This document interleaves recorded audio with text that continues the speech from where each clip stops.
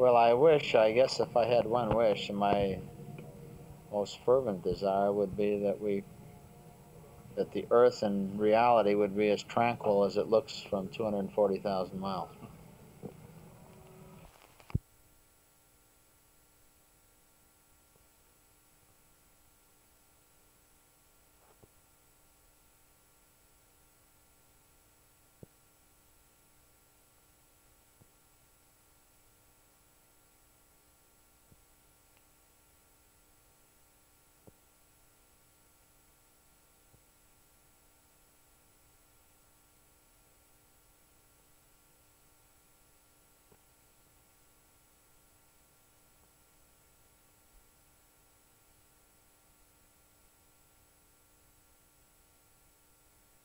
Well, I hope that around the middle of 1975, we'll start out with one module of a large space station that will house perhaps 6 to 12 people. As I said, it'll have a lifetime of 10 years.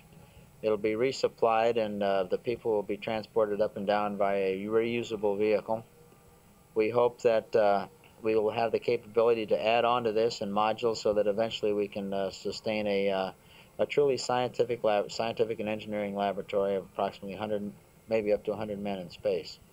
And I think that this will be at least the manned space thrust through the 70s. Later on into the 80s, I would expect to see men exploring Mars, probably first flying by and then landing. And after that, I don't know. I'd probably be too conservative if I. We project all of our thoughts for the future on current technology, which is always a mistake. We think of flights to the Mars of taking months. On the other hand, if we could develop a propulsion system that would provide 1G for 3 days, the flight to Mars would only be a 4-day trip. So I think it's extremely difficult to be over-optimistic about future progress.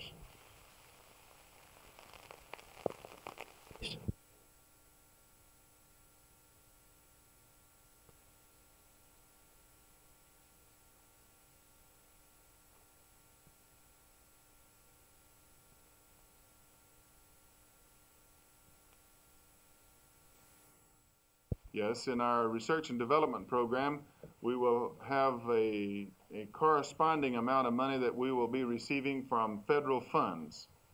Title I funds will be used as well as Public Law 874 monies.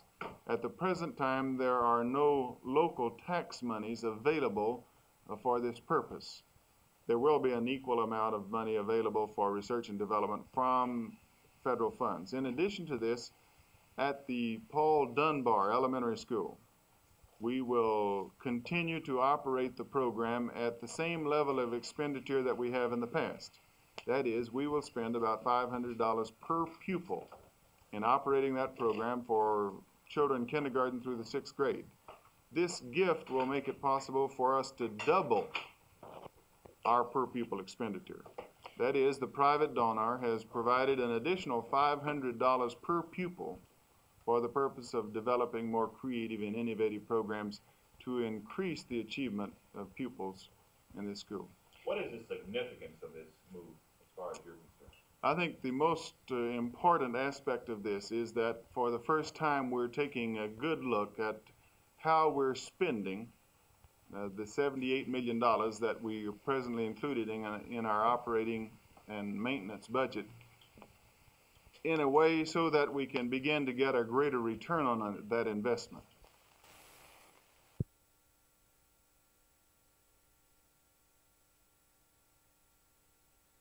Why do you support the ABM system? Because I am for defense.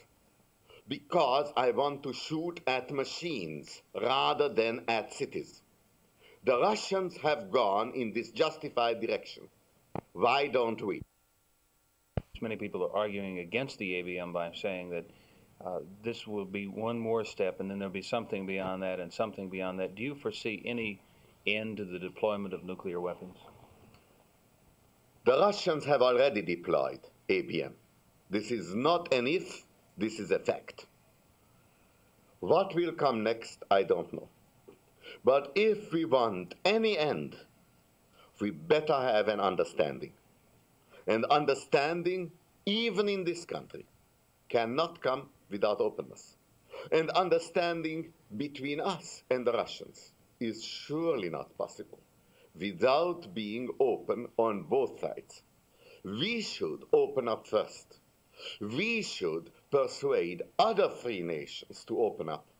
And we should press the Russians to open up likewise.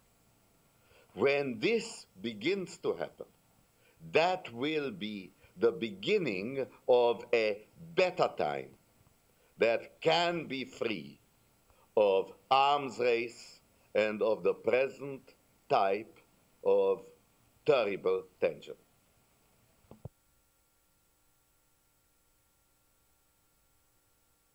Well, first let me say that the search really was nationwide, coast to coast, and the successive committees, first of the faculty, and then jointly of the Faculty, Students, Advisory Council, and Alumni, and finally of the Regents Group, were unanimous after interviewing a large number of people that their original ideal was met in Dr. Harrison. They wanted a top-flight scholar, a man who understood the whole Southwestern prospect, a man who was widely experienced in graduate education, but above all, a man who could bring UT Arlington forward into great university status.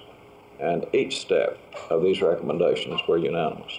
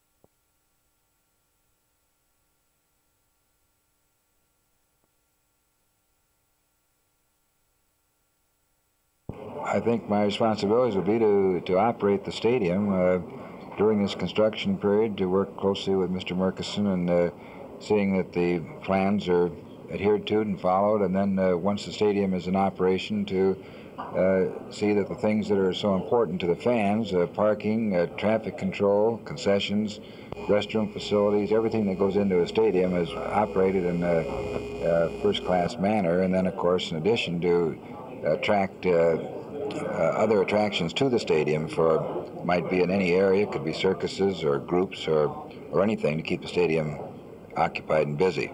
Would the pursuit of other football teams, particularly that of Southern Methodist, be a part of your responsibility as stadium manager?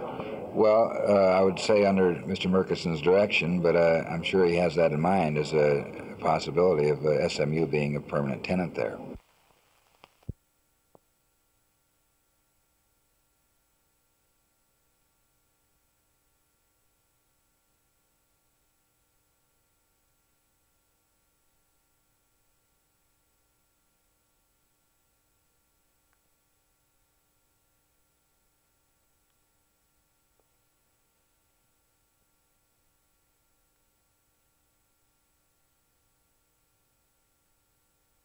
What did you find was the attitude of the Czechs you met?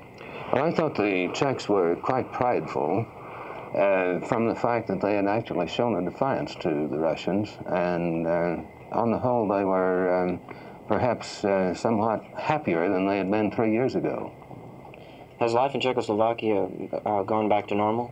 Well, at least so far as one can see in the capital city, Prague, it has. Has the Russian occupation had any economic effects? I hardly know how to answer that question. The Czechoslovakian economy has been greatly held back by the fact that they are behind the Iron Curtain and have a blocked currency. So that has really not changed very much. anyway. What would you say has changed the most since you were last there 3 years ago? Well, I think the people generally just are very proud of themselves.